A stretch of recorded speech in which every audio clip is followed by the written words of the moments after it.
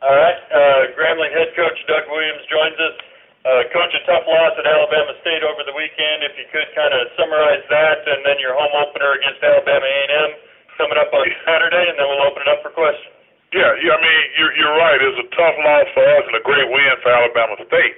I think we all got to be fair to each other. Alabama State played a heck of a football game. They did what they had to do in order to come out on top. They guys played relentless, and I think we got to take our hat off to the coaching staff and Coach Barlow, having those guys ready to play. And our guys didn't play up to what we thought they would have. They wasn't as competitive as Alabama State, and when that happened and you make mistakes against a good football team, you're gonna get beat. Talk a little bit about A&M coming into town and home opener.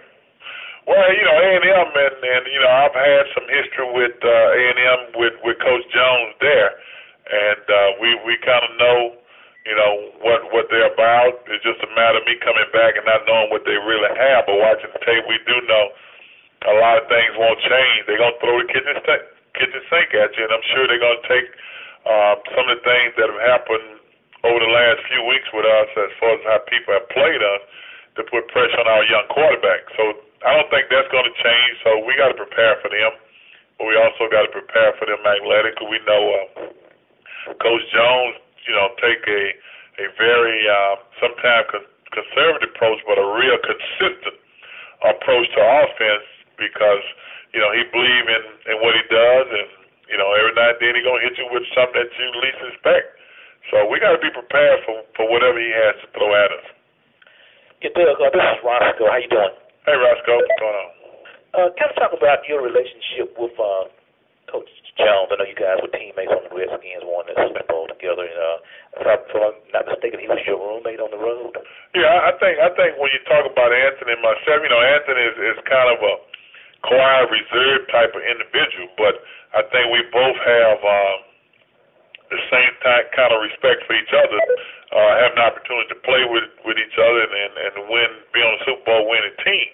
And you're right, the night before the Super Bowl, we was roommates. So I think anytime you can stay in the same room with somebody, kind of tell you that you got a pretty decent relationship.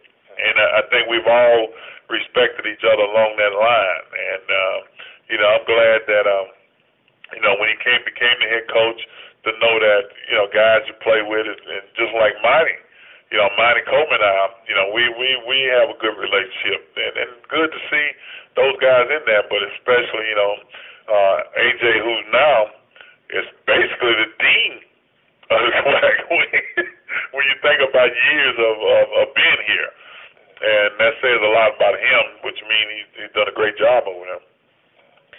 Well, the night before the Super Bowl, I know you had the tooth problem and all. How was he, with that, and how did he get through that? Yeah, I mean, I guess it was one of those situations. I probably was in so much pain the night before the Super Bowl, and I'm under some medication.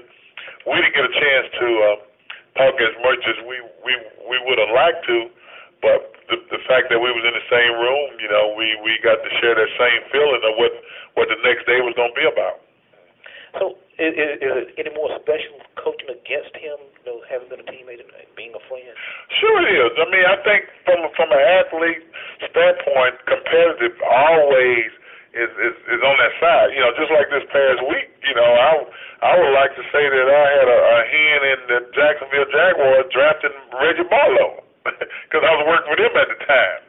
And, anytime you can compete against somebody you play with in the arena that we're in, you certainly want to be on the winning end of it. So sure, there's some specialty there, but at the same time, after it's over with, I think it's important that we keep our relationship what it is, and that's a friend relationship, and we just have to be two coaches coaching two teams.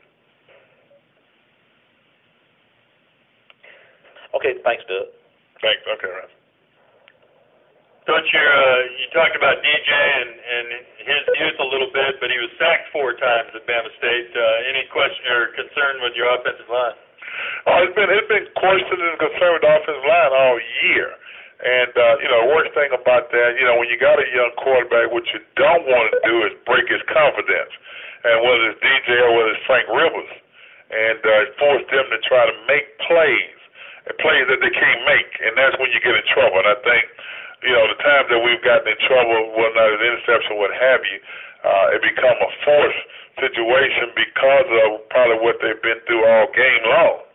And that's something that the quarterback has to grow out of, and hopefully the offensive line get a little better doing protecting him. Hey, Doug, it's Ross, the Clarion Ledger. Jackson, how you doing? I'm doing good. How you doing? Good, good. Alabama State, obviously, this week travels to Jackson State. Just how do you feel that Alabama State will give Jackson State trouble? And what areas, what things will they do that you think will give JSU trouble? I think it's a good matchup for the East.